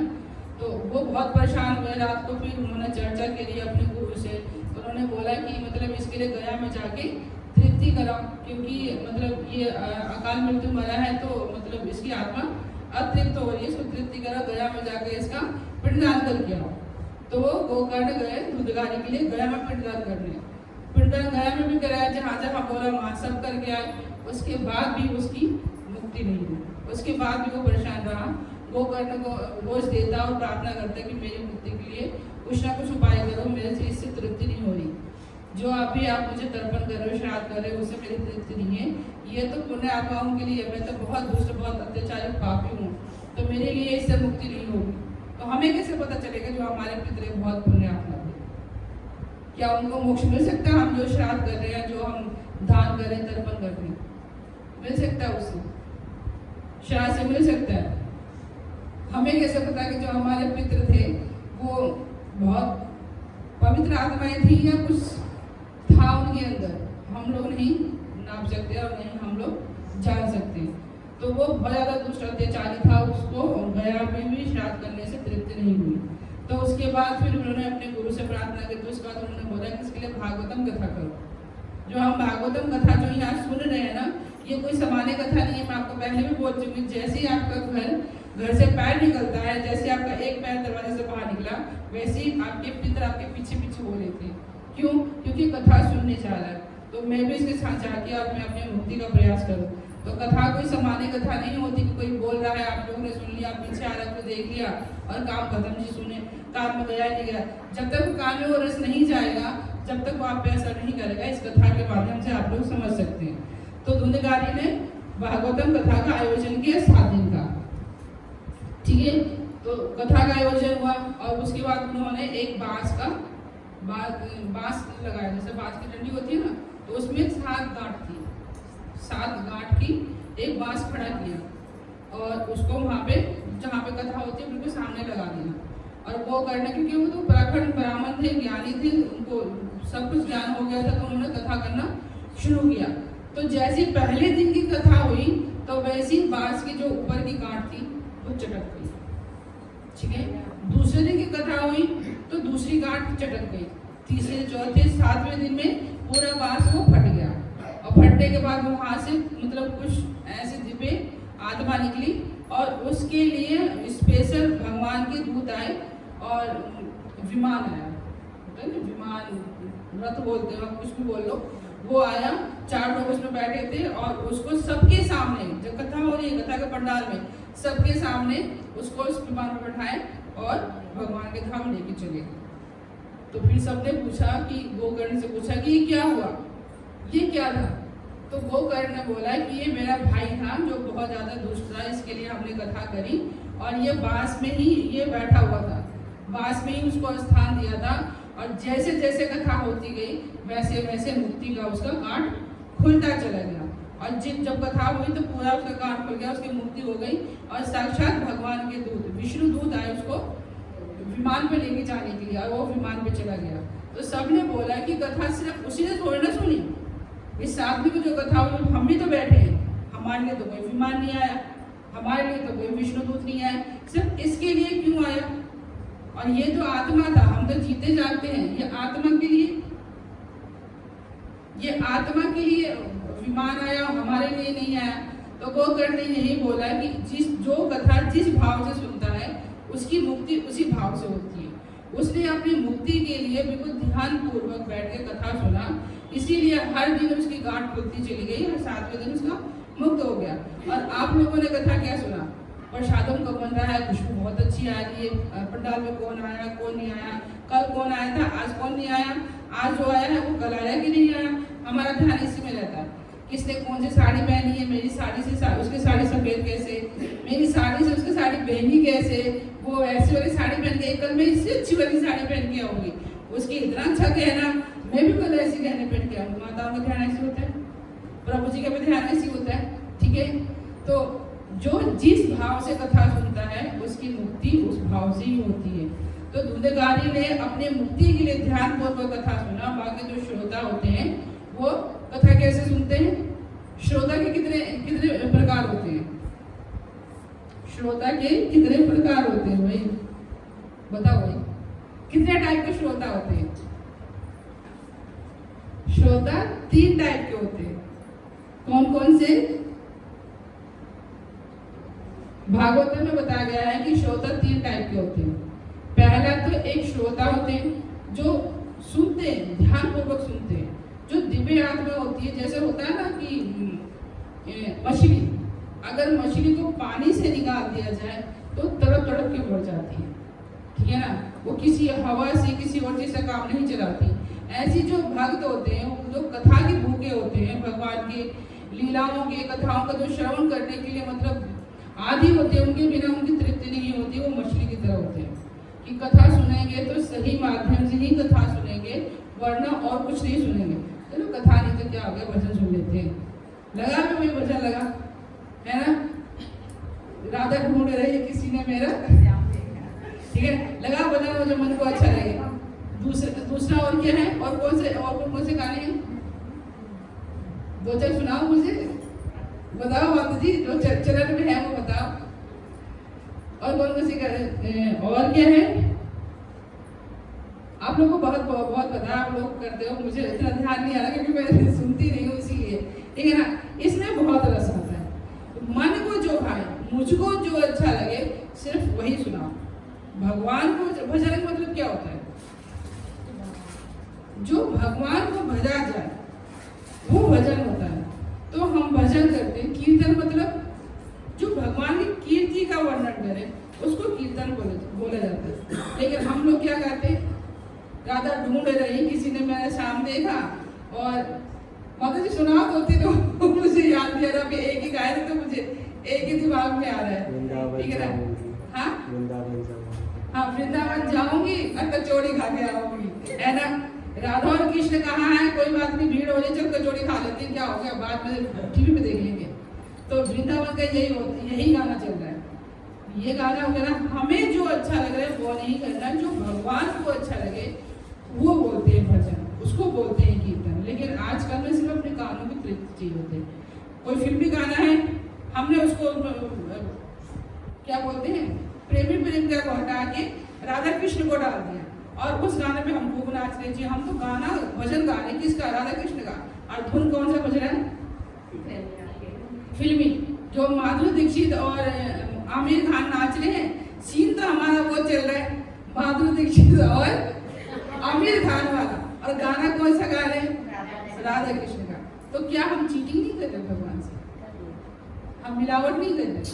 अपनी भक्ति को हम मिलावट के माध्यम से भगवान को प्रेजेंट कर रहे हैं और हम बोलते हैं कि हम शुद्ध देसी घी खाते हैं। हम नकली घी नहीं खरीद सकते, हम खा नहीं सकते, पता है कि इससे हमारी सेहत खराब हो जाएगा। लेकिन हम भजन मिलावट वाला भगवान को दे दें तो क्या भगवान खाएंगे? हम खुद नहीं खरीद सकते, हमें पता चल जाता है कि इसमें नकली है, हम वो नहीं खरीदते क्योंकि हमें शुद्ध देसी घी चाहिए, ठीक है ना। लेकिन हम अपने भक्ति को मिलावट करके भगवान को परोस रहे तो भगवान क्या बोलेंगे, क्या करेंगे? आप लोग बताइए, देसी घी के साथ में आप लोग क्या करोगे? अगर आपको पता चले कि मैं देसी घी लाई हूँ और इसमें केमिकल मिला है, तो आप लोग क्या करोगे? क्या अपने बच्चों को खिलाओगे? खुद खाओगे? किसको दोगे? डॉगी को दोगे, कुत्ते को खिलाओगे, ठीक है ना? तो जो मिलावट वाली चीजें आप खुद नहीं ग्रहण कर सकते हो, तो आप कैसे सोच सकते हो कि जो मैं कार्य कर रही हूँ भगवान ग्रहण कर रहे होंगे? नहीं समझ में आया? तो भजन आप जो गा रहे हो वो भगवान की तृप्ति के लिए गाओ, कीर्तन जो कर रहे हो भगवान की तृप्ति के लिए करो, जो नाच रहे हो आप, जो कीर्तन कर रहे हो, नृत्य जो कर रहे हो, डांस जिसको बोला जाता है, वो कर रहे हो, तो मेरा शरीर थक जाए और मुझे आनंद आए और आराम से नींद आए, इसलिए मत नाचो। अगर नाचना ही है ऐसा तो क्लब में जाकर नाचो। देखो मिलावट मत करो किसी भी चीज में ना, धोखा मत करो, कम से कम भगवान से मत करो, अपने आप से तो मत करो। इंसान से तो कर ही रहो, कल होगा चलो चलता है, लेकिन अपने आप से भगवान से धोखा मत करो कि आप जो कीर्तन कर रहे हो, जो आप नृत्य कर रहे हो, जो नाच रहे हो, वो अपने लिए नाच रहे हो, अश्लीलता वाले डांस कर रहे हो भगवान के सामने और कहते मैं भगवान के लिए नाच रही हूँ, तो मतलब वो मत करो, ठीक है ना? कृष्ण के उसमें करे वो जी माता जी, जैसे हरे कृष्ण बोल के घर में जो इंसान कर सकता है, माता जी प्रभु जी, उसमें भी मिलावट हो सकती है। हाँ, अगर उसमें अश्लीलता है, हमारे शरीर का मतलब उसमें प्रदर्शन ज्यादा हो रहा है और भगवान की प्रसन्नता कम हो रही है, भगवान किस में प्रसन्न होते हैं उस हिसाब से हमें सोचना चाहिए। अगर भगवान का जो वेद पुराण में शास्त्र में सब कुछ लिखा हुआ है, सब कुछ दिया हुआ है, भगवान का वर्णन दिया है, भगवान का भजन दिया है, कीर्तन दिया है, किस तरीके से हम भगवान को प्रसन्न कर सकते हैं वो सब है। आप उसकी मर्यादा के अनुसार आप रहिए, मर्यादा के अनुसार आप करिए, ठीक है ना? शुद्ध बुद्ध चैतन्य महाप्रभु भी खोते थे, जब वो कीर्तन करते थे तो अपने शुद्ध बुद्ध सब कुछ खो देते थे, रम जाते थे, लेकिन किस में? कृष्ण में रम जाइए। आप ऐसे नृत्य कर दिए कि भगवान प्रकट हो जाए कि आज बस मुझसे मिल ही रहा, ठीक है ना? तो कीर्तन भी करो तो ऐसा करो, भजन भी करो तो ऐसा करो, बस ऐसे नहीं रो रो के राग भैरवी नहीं गानी, ठीक है ना? राग भैरवी कीर्तन में राग भैरवी नहीं गानी, हमें भगवान को बुलाना है। तो छोटा बच्चा जब उसको भूख लगती है तो क्या करता है? कैसे रोता है? कैसे रोता है करके ऐसे रोता है, या जब वहां चिल्लाता है तो हरे कृष्ण सेंटर में आवाज आती है कि कोई बच्चा रो रहा है, ठीक है ना? पता चल जाता है कि सुबह सुबह उसका राग भैरवी चालू हो गया, ठीक है ना? तो ऐसे रो कि वहां पे आवाज पहुंच जाए कि हाँ आप रो रहे हो, ऐसे चिल्ला के मत रो। कहने के क्या मतलब है कि अपने हृदय के भाव से ऐसे पुकारो कि भगवान प्रकट ही हो जाए, ठीक है ना? तो कोई भी कार्य करो मर्यादा में रह के करो, भगवान के अनुकूल करो, आपको प्रसन्नता मिले ऐसा मत करो। कथा भी सुनो तो ऐसा सुनो कि विमानी आ जाए, आपको देवदूत और विष्णुदूत ही प्रकट हो जाए कि बच्चा चल निकल गया तो चल, आज तो मैं तेरे को ले नहीं आया, ठीक है ना? ऐसे कथा सुनो, कथा ऐसे टाइम पास के मत सुनो, ठीक है? चलो टाइम पास है, हाँ हरे कृष्ण में हम जुड़ रहे हैं, हरे कृष्ण हम तो कहलाएंगे, चलो जुड़ते हैं, हम कृष्ण की भक्ति कर रहे हैं, 4 लोग देखेंगे, ऐसा मत करो। अपने आप से कभी धोखा मत करो, भगवान से कभी धोखा मत करो, क्योंकि मिलावट आपको भी पसंद नहीं है। देसी घी होता है, आपको नकली घी खरीद के कोई बेच दे तो आप उसको खरीदोगे नहीं, फ्री में देगा तब भी नहीं लोगे। तो ऐसी भगवान है, भगवान को प्योर चीजें ज्यादा पसंद है, और खास करके भक्त प्योर चीज पे तो भगवान रुक जाते हैं। कहते हैं शुद्ध भक्तों पे तो भगवान भी रुक जाते हैं, बिक जाते हैं। बहुत सारी ऐसी कथाएं हैं।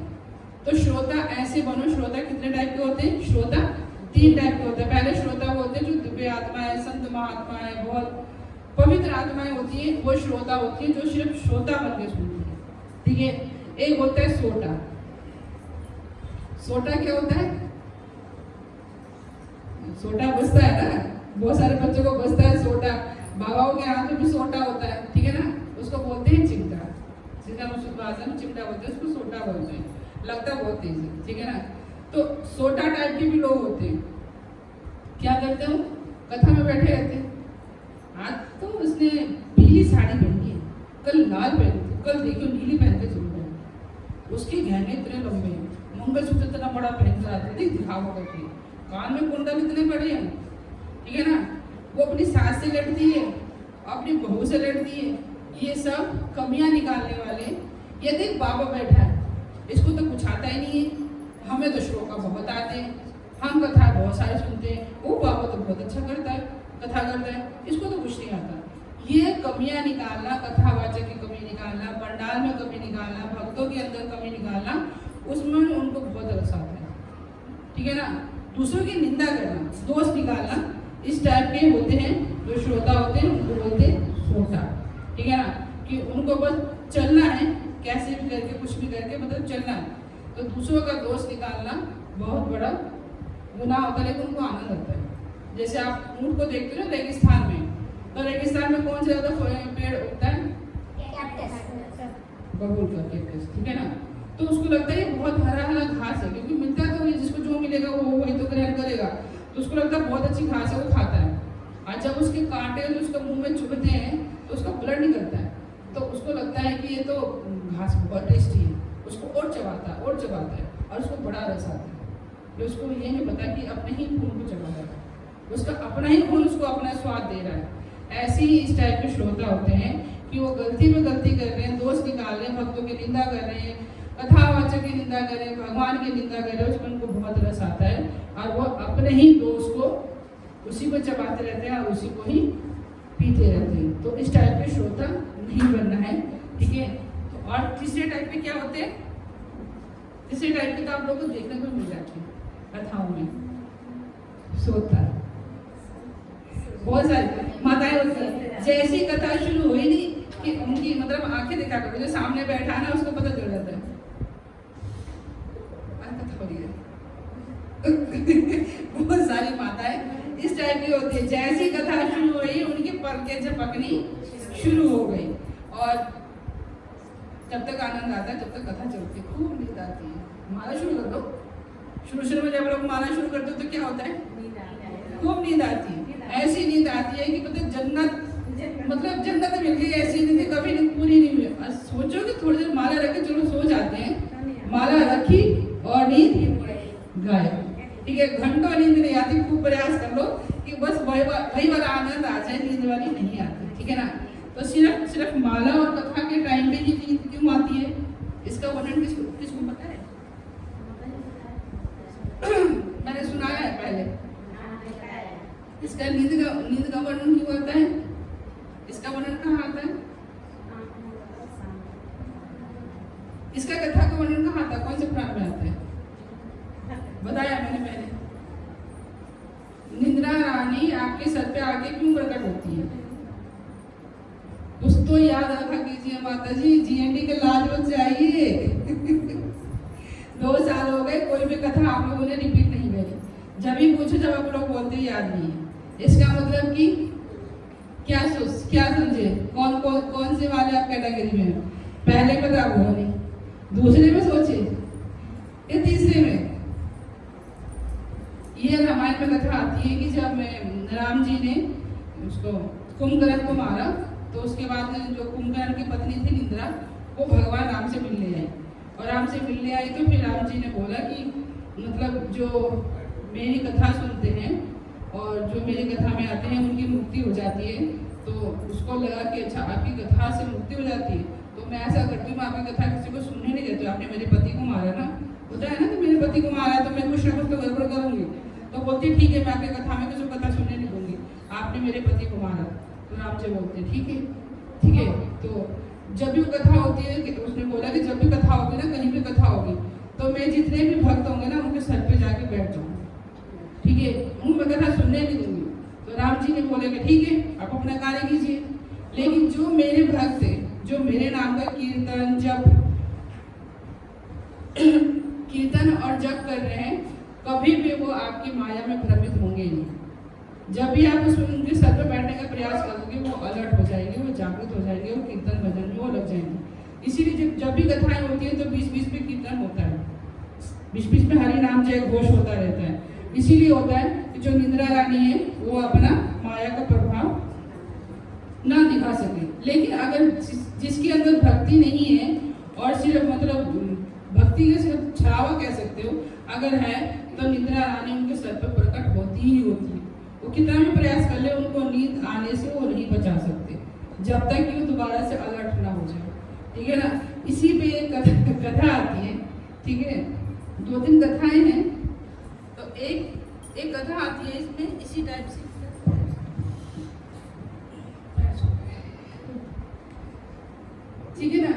एक कथा आती है कि ऐसी कथा अंतर कथा चल रही थी, तो उस कथा में एक व्यापारी आते हैं, कपड़े का व्यापारी होता है ना। कथा प्रभु जी आगे कोई भी आगे कथा सुनने के लिए, तो कपड़े के व्यापारी थे, तो कथा में बैठे। तो कथा में बैठती जब नया जो भक्त होता है ना, उसको कथा में बैठते नींद आती है, बड़ा आनंद आता है, ठीक है। तो वो कथा में बैठे, तो कथा में बैठे बैठे वो सो गए। तो कई बार होता है ना, सोते सोते भी हम अपना कार्यक्रम चालू रखते हैं, नींद में भी कोई बढ़वाता है, कोई चलना शुरू कर देता है। तो व्यापारी थे, तो नींद आ गई, और नींद आने के बाद वो अपनी दुकान पे पहुंच गए, ठीक है। तो दुकान पे कोई उनका ग्राहक आया, उसने बोला कि कपड़ा दे दो, तो अपने दुकान से थान कपड़ा फाड़ने लगे, ठीक है। अब कपड़ा फाड़ने लगे, तो इतने में उनकी फटाफट नींद खुली, तो देखा तो पब्लिक उनको पीटने में लगी हुई है। तो कह रहे अरे क्या हो गया, मुझे क्यों मार रहे हो। तो उन्होंने जब देखा गया, तो जो आगे वाली जो माता जी बैठी है, उनकी वो पल्लो फाड़ रहे हैं, ठीक है। तो पब्लिक तो मारेगी ना जब वो किसी का पल्लो फाड़ेंगे। तो इसीलिए उस टाइम से ये सच्ची घटना है, उस दिन से ही परंपरा बना दी है कि माता जी अलग प्रभु जी अलग, ठीक है, कि ऐसी कोई घटना दोबारा से ना हो जाए। और कथा सुनते टाइम नींद तो आती ही आती है, ठीक है।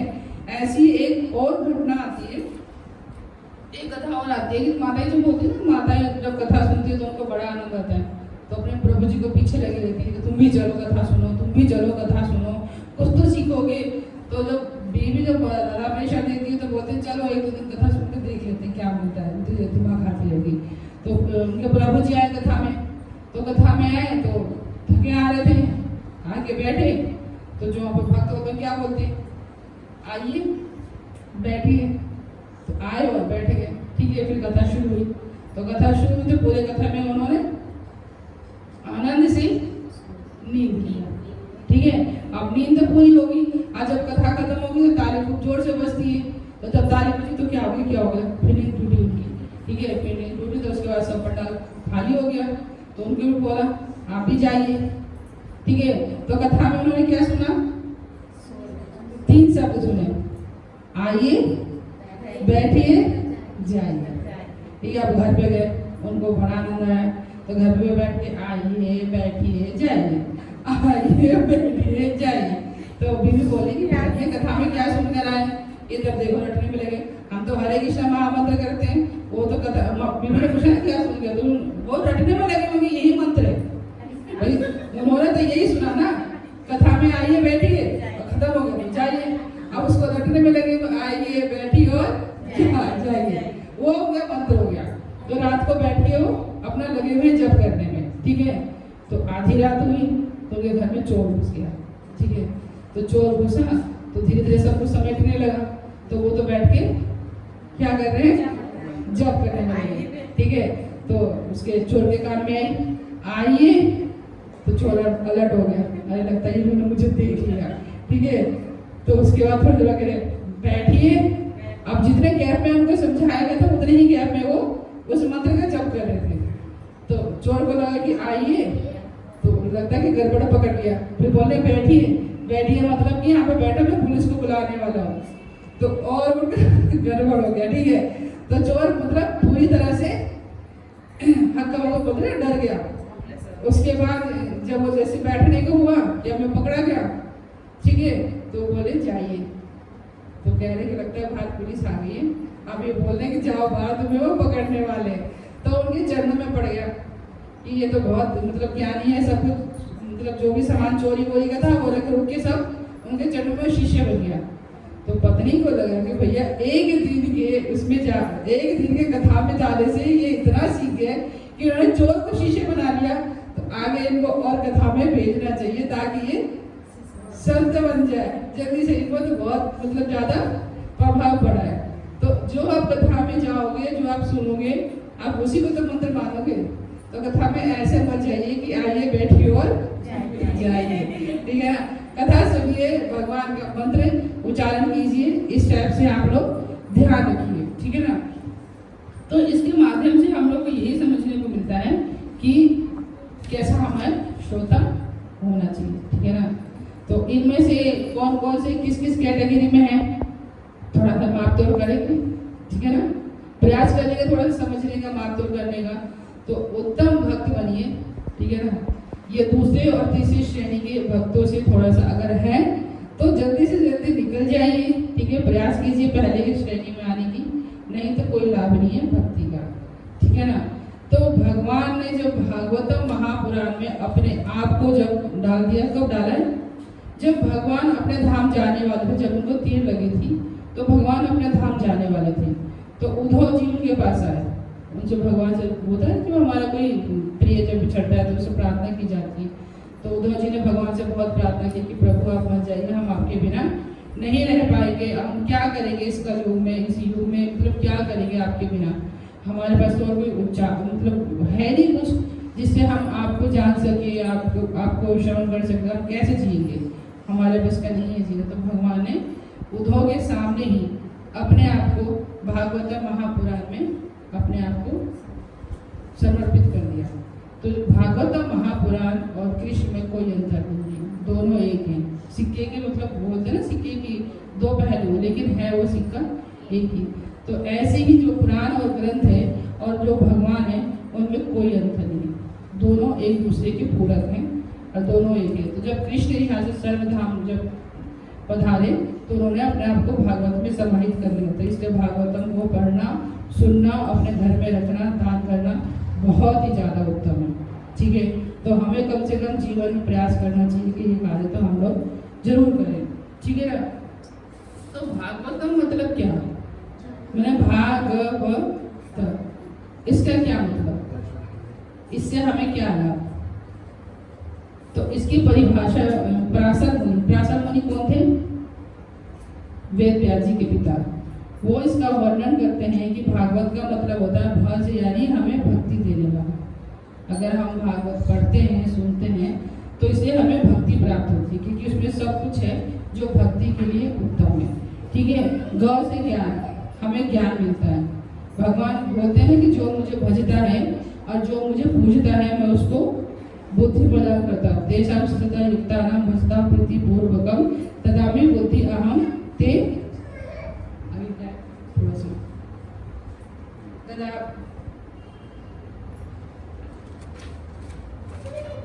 तेषां सतता युक्तानां भजतां प्रीति पूर्वकम ददामि बुद्धि योगम ये मां उपयंती थे। मतलब कि जो प्रेम पूर्वक मेरी सेवा करने में निरंतर लगे रहते हैं उन्हें मैं ज्ञान प्रदान करता हूँ, और जिसके द्वारा वे मुझ तक पहुँच जाते हैं और मुझे वो प्राप्त कर लेते हैं। तो भगवान के कहने का मतलब है कि भगवान बुद्धि प्रदान करते हैं, ठीक है। तो ग से ज्ञान देते हैं, व से वैराग्य देते हैं, और त से इस भव सागर से, इस संसार से हमें मुक्त करते यानी तार देते हैं, ठीक है ना। तो जो भागवत पढ़ता है, सुनता है, अपने पास रखता है, भागवतम की दो टाइप से पूजा होती है। एक तो हम धूप दीप आरती फल फूल इससे पूजा करते हैं, और दूसरा पढ़ने और श्रवण करने से इसकी पूजा होती है। तो हम ग्रंथों को और भगवानों को अलग नहीं कर सकते। जैसे कि हम लोग विग्रह को, फोटो को भगवान से अलग नहीं समझते, भगवान के प्रसाद को हम भगवान से अलग नहीं समझते। प्रसाद और भगवान एक है, इसलिए कभी भी प्रसाद का अनादर नहीं करते, एक भी अन्न नहीं बचाते। अगर एक भी अन्न बचा रहे हैं तो भगवान का अनादर करते हैं। तो ये सब चीज़ें बिल्कुल साक्षात भगवान का ही प्रतिरूप है, ठीक है। जैसे होता है ना, कहीं हमें कोई संदेश दे रहा है या कुछ मैसेज दे रहा है तो पिता ने गया तो अपनी जगह पे पुत्र को भेज देता है, लेकिन वो महत्व उतना ही होता है जितना कि पिता बोलता है, उतना ही महत्व पुत्र का भी होता है, उसका बोलने का। या फिर अपने किसी अनुयायी को भेज देते हैं। तो ऐसे ही भगवान अगर वो चले गए 100 धाम तो अपने रूप में हमें ये ग्रंथ दे गए। तो इस ग्रंथ में हमारे जितने देवी देवता हैं उनकी भी सारी कृपा है, भगवान की भी सारी कृपा है। तो हमें अलग से और कोई चीज़ की क्या आवश्यकता है जब भगवान ने हमें सब कुछ दे रखा है। तो भागवतम की बोलते हैं कि तीन जगह से परंपरा चली। कई बार होता है कि हम कहीं जो सुनते हैं तो कुछ अलग वर्णन आता है, कहीं सुनते हैं तो कुछ अलग वर्णन आता है। तो ये भागवतम की जो उत्पत्ति हुई 3 जगह से हुई। एक तो ऊपर के लोक से हुई, दूसरा पाताल लोक से हुई, और तीसरा पृथ्वी लोक से हुई, ठीक है ना। तो जो ऊपर के लोक से जो ये परंपरा शुरू हुई है वो भगवानों के लिए हुई, भगवानों के लिए, देवों के लिए परंपरा शुरू हुई। पाताल लोक से ये परंपरा शुरू हुई, तो पाताल लोक से ये परंपरा जो अनंत शेष है, जो शेष नाग हैं, उनसे ये परंपरा शुरू हुई। उन्होंने सनत कुमार को ये ज्ञान दिया। सनत कुमार ने ये ज्ञान सांख्य मुनि को दिया और सांख्य मुनि ने देवताओं के जो गुरु हैं बृहस्पति जी को उनको प्रदान किया। ठीक है, ये परंपरा पता कि परंपरा कहाँ से आ रही है। फिर बृहस्पति जी ने पराशर मुनि को दिया और पराशर मुनि ने मैत्रेय मुनि को ऋषिकेश में विदुर जी को दिया।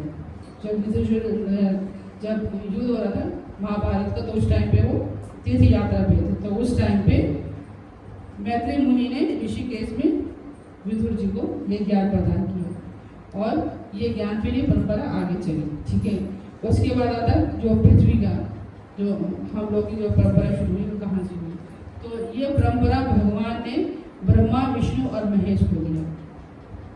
लेकिन हम ये कहते हैं कि इसमें तो विष्णु आ रहा, तो फिर दिया किसने? ये ब्रह्मा विष्णु महेश जी को ज्ञान दिया तो किसने दिया? ये हम आगे कथा करेंगे कि ये जो सृष्टि शुरू हुई है कहाँ से शुरू हुई और किससे उत्पन्न हुआ, क्या हुआ, इस पर हम एक चर्चा करेंगे। अभी आप लोगों को नहीं समझ होगा, इतना समझिए कि ये भगवान कृष्ण ने जो ज्ञान दिया ब्रह्मा विष्णु महेश को दिया और फिर ये परंपरा ब्रह्मा जी ने नारद जी को दिया, नारद जी ने वेद व्यास जी को दिया, वेद व्यास जी ने शुकदेव को दिया, शुकदेव जी ने परीक्षित महाराज को दिया और परीक्षित महाराज और सूत जी ने वो कथा सुनी, परीक्षित महाराज सूत जी ने कथा सुनी शुकदेव जी से। फिर सूत जी ने नैमिषारण्य में, जहाँ अभी हम लोग गए थे अयोध्या के पास में नैमिषारण्य है, इसी कथा में बहुत महत्वपूर्ण है और स्थान बहुत उत्तम है। ये ग्रंथों शास्त्रों में लिखा है, मैं कभी और वर्णन करूंगी। तो नैमिषारण्य में 88,000 ऋषियों को सूत जी ने ये ज्ञान दिया। अगर आप भागवतम उठाओगे पढ़ने के लिए तो सबसे पहला श्लोक यही आता है कि नैमिषारण्य में सूत जी ने 88,000 ऋषियों को ये ज्ञान प्रदान किया और ये फिर परंपरा आगे बढ़ी और ये हम तक आई। तो जो आप लोग जो ये कथा सुनते हो अलग अलग मुख से, तो आप ये भी समझो कि कौन से परंपरा से है। परंपरा बहुत महत्वपूर्ण लगता है, क्योंकि आप जिस परंपरा परंपरा से आप सुन रहे हो वो आपकी जो गति है ना कथा सुनने की वो वही होगी। अगर आप बता लो कि किसी परंपरा से आप ये सुन रहे हो कथा, तो बता लो कि जाओगे। समझ में आ रहा है? प्रभु जी का रखो कि परंपरा का बहुत महत्वपूर्ण है कि ये कथा किसके मुख से सुनी जा रही है, क्या वो कौन सी परंपरा में है। अगर वो पताल वाले जो परंपरा चली आ रही है, अगर उस परंपरा से किसी ने आपको कथा सुनाई, तो इसका मतलब कि जो आपकी गति होगी वो पताल में होगी। ठीक है, अगर आप कृष्ण की जो परंपरा से है, कृष्ण ने तीनों देवों को सुनाई, ब्रह्मा विष्णु महेश को, और उस परंपरा से अगर कोई आपको कथा सुना रहा है, तो फिर आपकी गति कहाँ होगी? कृष्ण के चरणों में, कृष्ण के धाम में। तो परंपरा का बहुत महत्व रखा जाता है कि वो जो सुना रहा है कथावाचक या जिस मुख से आप कथा सुन रहे हैं और मान लो उसमें आपकी गति हो गई, तो फिर आप उसी परंपरा के अकॉर्डिंग उसी लोक में ही आप जाएंगे। तो कथा हर किसी के मुख से नहीं सुनना चाहिए, ये हमें ज्ञान होना चाहिए। जैसे कथा होती है तो भाग लेते ना, पता है ये कथा हो रही है, कथा ही तो हो रही है, लेकिन कथा हो तो रही है, सुना कौन रहा है, वो किस परंपरा से आ रहा है, वो कहाँ से उसका कनेक्शन है। वो जैसे कोई बच्चा होता है ना, तो जिस खानदान से होगा उसी खानदान से उसका नक्श, उसका ब्लड डीएनए मिलेगा, दूसरे से नहीं मिलेगा। दूसरे घर का होगा तो वो अपनी परंपरा से होगा, उसी परंपरा के उसी पिता से, उसके दादा से उसका डीएनए मैच होगा, दूसरे के पड़ोसी से डीएनए मैच नहीं होगा। तो कहने का मतलब है कि आप जिस परंपरा से आपने कथा सुनी है, तो आपका डीएनए यानी कि जो आपकी गति होगी आपकी उसी परंपरा के अकॉर्डिंग होगी। तो कथा सुनने में भी बहुत सावधानी बरतने की आवश्यकता है। ये नहीं कि आपने टीवी चला दिया, कथा सुन रहे हो, अब ये बाबा कहाँ से उत्पन्न हो रहे हैं, कहाँ से आ रहे हैं, उनका क्या कनेक्शन है, आप सुनते रहे हो। वो नरक गति होगी, बोलते हैं ना गुरु लालची, क्या कथा सुनाई थी, गुरु लालची और चेला नहीं, गुरु कपटी लालची चेला दोनों नरक में ठेलम ठेला। तो वो वाली कथा ना हो जाएगी, भाई गुरु तो चाहिए रहा, पीछे से आपको मिले जाएगा, तू भी यहाँ पे होगा, चल मेरे साथ में, मैं नरक में तो तू भी नरक में। तो वहाँ पर भीड़ ना बढ़े, इसके लिए हमें प्रयास करना चाहिए कि हमारी गति वहाँ पे ना हो। ठीक है, तो परंपरा का बहुत ध्यान रखना है, कथा का बहुत ध्यान रखना है। आप लोग जो सुन लेते हो ना आर कबाड़ी इधर उधर से, वो उन चीज़ों को बहुत ध्यान, कथा है मैं मानती हूँ कथा है, भगवान की कथा है, लेकिन परंपरा का बहुत महत्व रखा जाता है, इसलिए परंपरा का सावधानी से पालन कीजिए, ठीक है ना। आलू सब जगह बनता है, लेकिन तरीका सबका अलग है। कहीं खाते हो पेट खराब हो जाता है, कहीं खाते हो तो आपको सही रहता है। तो प्रसाद खाइए, बच्चों भगवान से निकला है, भगवान से जो परंपरा जो हमारा बॉडी है, परंपरा कहाँ से आ रही है? हाँ, ब्रह्मदेव से आ रही है, ठीक है ना। कि ब्रह्मा जी ने नारद को सुनाया, नारद जी ने वेद व्यास को सुनाया, वेद व्यास ने सुखदेव जी को सुनाया, सुखदेव जी ने सूत जी को सुनाया, और इसी परंपरा में माधवाचार्य है, ब्रह्म घोड़े संप्रदाय में माधवाचार्य है, माधवाचार्य से फिर चैतन्य महाप्रभु से नित्यानंद प्रभु, ऐसे करते करते फिर प्रभुपाद है, प्रभुपाद से गोपाल कृष्ण महाराज है, और गोपाल कृष्ण महाराज से फिर हम लोग हैं। तो ये जो कथा हो रही है, ये कहाँ से जुड़ी हुई है? ब्रह्मा जी से। तो ये जो कथा कर रही क्या है? मैं कर रही हूँ, ब्रह्मा जी कर रहे, साक्षात ब्रह्मा जी कर रही है कथा, मैं नहीं कर रही, क्योंकि मेरे मुख में इतना शक्ति नहीं है, भाव नहीं है कि ये कथा मैं कर पाऊँ। अगर मैं चाहूँगी कथा मैं करूँ और मेरे में अहंकार आ जाए तो मेरा मुँह नहीं खुलेगा, क्योंकि अगर मैं लिख भी दूँ ना तो पढ़ने के लिए वो समय नहीं होता, अगर मैं पढ़ूंगी तो आपको रस नहीं आएगा। तो कथा कभी भी लिख के और पढ़ के नहीं होता, ये कथा अपने आप ही निकलता है। हम नोट तो बना लेते हैं, कई बार होता है हमने नोट बहुत अच्छी बनाई है, लेकिन उसमें से एक शब्द भी नहीं बोलते, वो शब्द कहाँ से निकल रहे हैं, कहाँ से बोल रहे हैं, हमें कुछ नहीं पता होता। उस टाइम पे जैसे होता है ना कि जब नाको टेस्ट होता है, इंजेक्शन लगा देते हैं, तो उसके बाद जो जिसके अंदर नाको टेस्ट हो रहा है उसके अंदर असली में क्या है वो निकलता है ना, निकलता है नहीं निकलता? नाको टेस्ट में क्या निकलता है? जो उसके अंदर असलियत में है वो निकलता है, वो झूठ नहीं बोल सकता।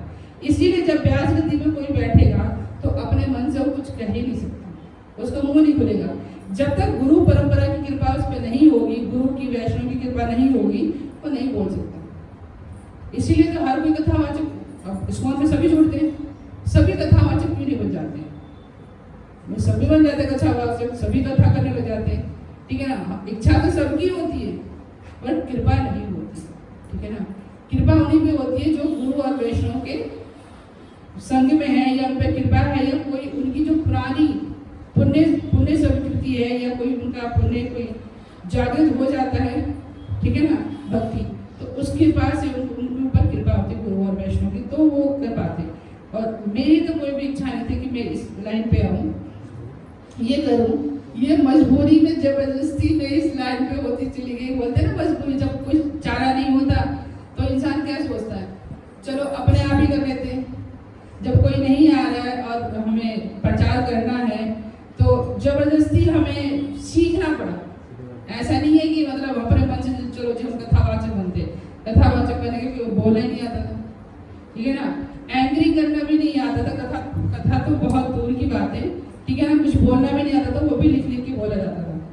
तो यहाँ तक जो आए हैं तो गुरु और वैष्णव की कृपा ही है कि जो हम कर पा रहे हैं, आपको कथा सुना रहे हैं। हाँ, ये कथा भी भगवान से ही प्रकट हुई है और ये भगवान की है, इसमें मेरा कुछ नहीं है। होता है ना इंस्ट्रूमेंट कि रेडियो होता है, लेकिन रेडियो जो है बोल कौन रहा है?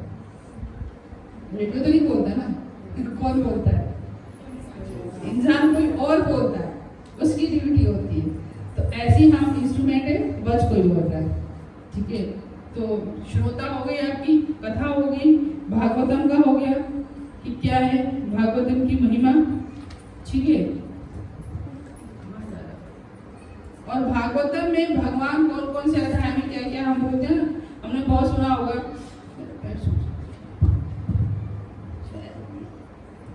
ठीक है, ठीक है। तो भागवतम में मैं फटाफट इसको बता देती हूँ कि भागवतम में जो पहला अध्याय है, वो पहला और दूसरा अध्याय वो भगवान की चरण है, ठीक है ना। भागवत में पूरा भगवान है तो उसमें वर्णन भी है भगवान का। तो पहला दूसरा भगवान के चरण है, और तीसरा और चौथा अध्याय भगवान के कुल है, ठीक है। पांचवा अध्याय भगवान के नाभि है, भगवान की नाभि है। छठा अध्याय वक्षस्थल यानी छाती है। सातवां और आठवां अध्याय भगवान की भुजाएं, ठीक है। पहला और दूसरा अध्याय क्या था? ठीक है, अभी बाबा में पूछूंगी, ठीक है। नवा अध्याय भगवान का क्या है? कंठ, ठीक है ना। बाजू हो गया, बाजू कौन सा था? 9वां अध्याय कंठ हो गया, 10वां अध्याय भगवान का मुख है। अगर बोलो ना किसी को भागवतम पढ़ना है तो पहला से लेके 9वां अध्याय तक बोलते हैं तो बेकार है।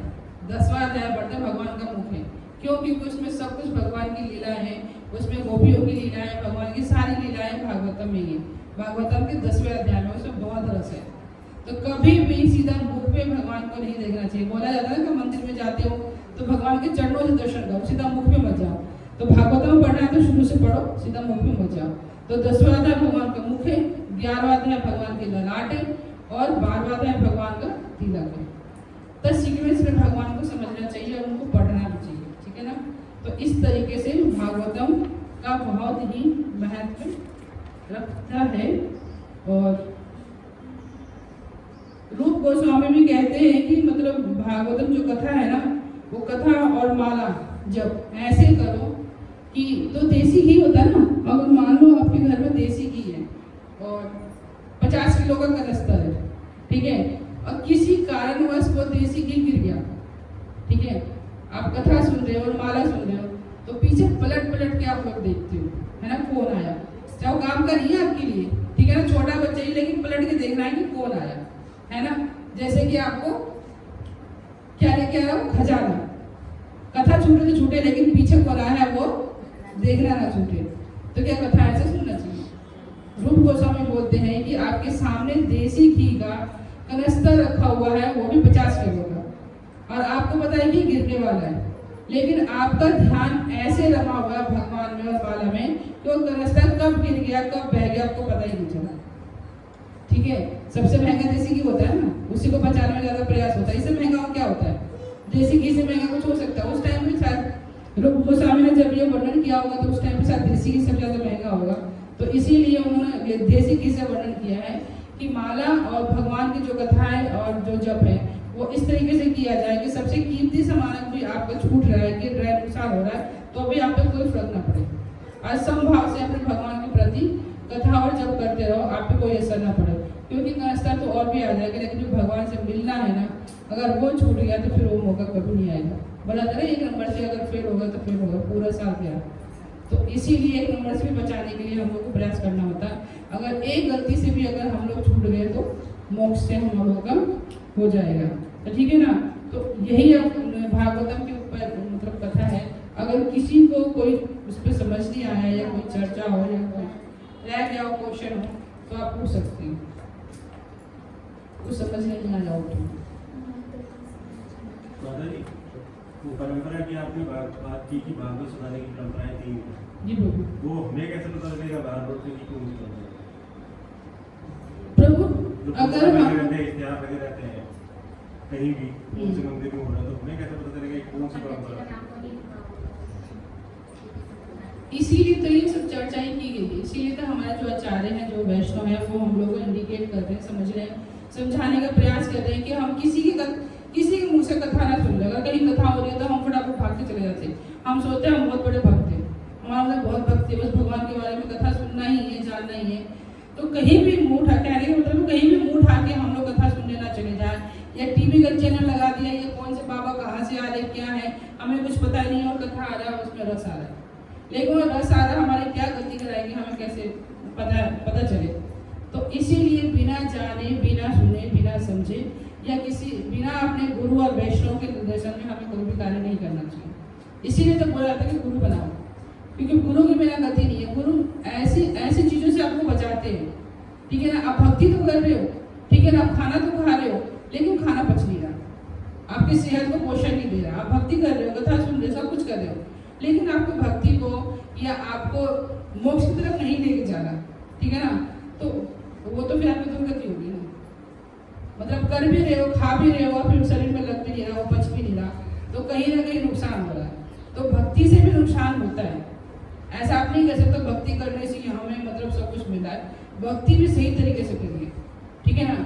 कहीं भी जाने के लिए 2 या 3 रास्ते होते हैं, लेकिन एक रास्ता बहुत सरल होता है, एक रास्ता बहुत टेढ़ा मेढ़ा होता है, और एक रास्ता बहुत घुमावदार होता है। तो कहने का मतलब है कि आप गुरु के निर्देशन में हो तो गुरु आपको बचा लेता है, बोलता है कि ये रास्ता सीधा सरल है और जल्दी पहुंच जाओगे। कहने का मतलब है कि आपको मोक्ष की तरफ जो रास्ता है वो आपको सरल तरीके से बता देगा गुरु आचार्य के माध्यम से। इसीलिए गुरु और वैष्णव के शरण में रहना बहुत आवश्यक है, बहुत जरूरी है। वो हर पल हर कदम पे मार्गदर्शन करते हैं, नहीं तो भक्ति में गलतियां करने का बहुत चांस है, ठीक है ना।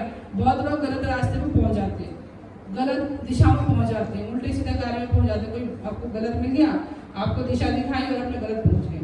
बहुत सारे लोग हमने ऐसे दिए सिद्धियां हासिल करने के लिए मुर्दे को भी पका के खाते हैं, मुख से सुना हुआ है, लोग खुद अपना वर्णन खुद करते हैं। तो ऐसी भी होती है, और उसकी क्या गति होती है, बहुत दुर्गति होती है। हमने दुर्गति भी देखी है, ठीक है, और उनसे मुख से वर्णन भी सुना है। तो ऐसा कोई भी कार्य ना करिए भक्ति में कि आपको विनाश का कारण हो, क्योंकि ऐसे लोगों की ना इधर गति ना उधर गति, राम जाने कहाँ गति। तो आप लोग सही रास्ते में रखिए, गुरु और वैष्णव का निर्देशन में रहिए, भक्ति करते रहिए, कथा सुनते रहिए, और परंपरा का जरूर ध्यान रखिए। जैसे हम बेटी का ब्याह भी करते हैं तो परंपरा घर देख के करते हैं, ये नहीं कि मुंह उठा के किसी के घर में कर दिया कि जाओ अब तो हमारी छुट्टी, तुम जाओ बनो कहीं पे, ठीक है। क्या हम ऐसा करते हैं बेटी के साथ में? तो हम अपने साथ में कैसे कर सकते हैं? ये हमारा जीवन है, अपने जीवन के साथ में खिलवाड़ मत कीजिए, भगवान के साथ में कभी भी मिलावट मत कीजिए, ठीक है। और कोई क्वेश्चन पूछिए? ये ठीक है क्वेश्चन, आंसर ठीक है?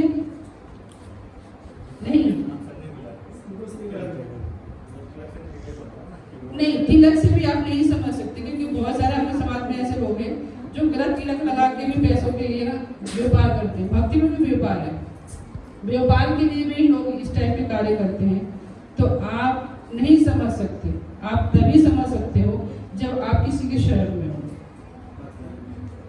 सर आप गति की बात करो, मैंने कहा भगवत गीता तो एक, वो भगवत सब तो एक ही है जी प्रभु, वर्णन के हिसाब से अलग अलग हो जाएगी, इसलिए गति अलग अलग होगी, आप ये कह रही हैं?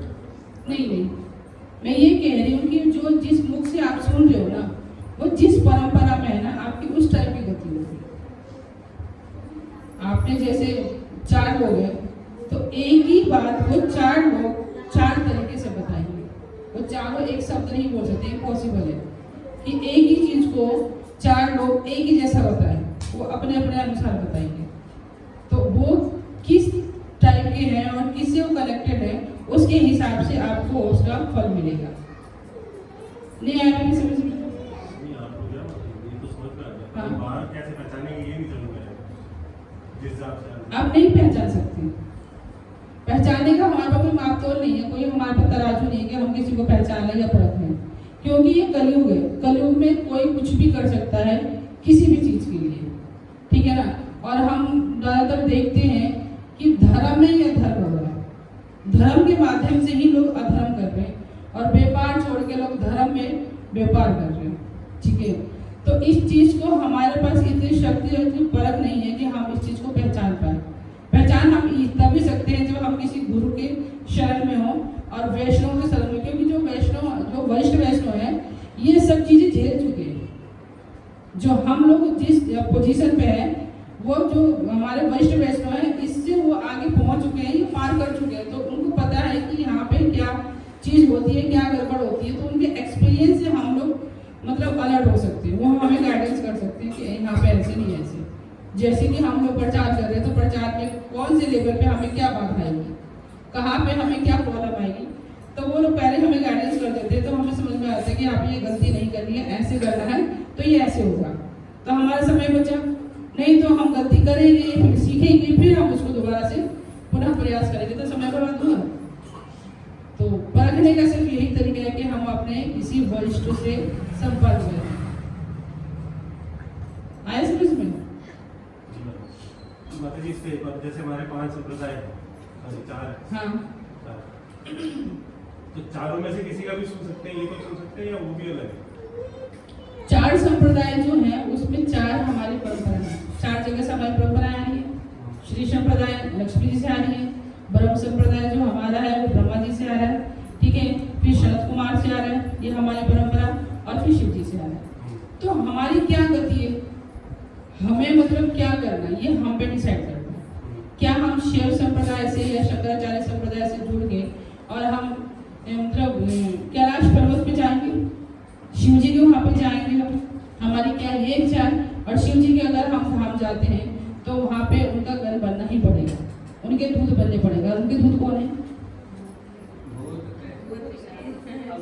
तो उसके लिए हमें तैयार रहना पड़ेगा। अब होली तो प्रभु जी पृथ्वी पे है, वहां पे तो आपको भूतगण ही बनना पड़ेगा, भूत पिशाच बनना पड़ेगा, क्योंकि वो उन्हीं के गण है, उनकी गति में ही आपको जाना पड़ेगा। तो ये आपके ऊपर इच्छा डिपेंड करता है कि आप कौन सी गति चाहते हैं। ठीक है, श्री संप्रदाय में तो आपको पता ही है, रामानुज संप्रदाय से तो उसमें उग्रता थोड़ी सी ज्यादा है, कह सकते हैं, क्योंकि उनको बोलते हैं कि उसके लक्ष्मण जी के अवतार है।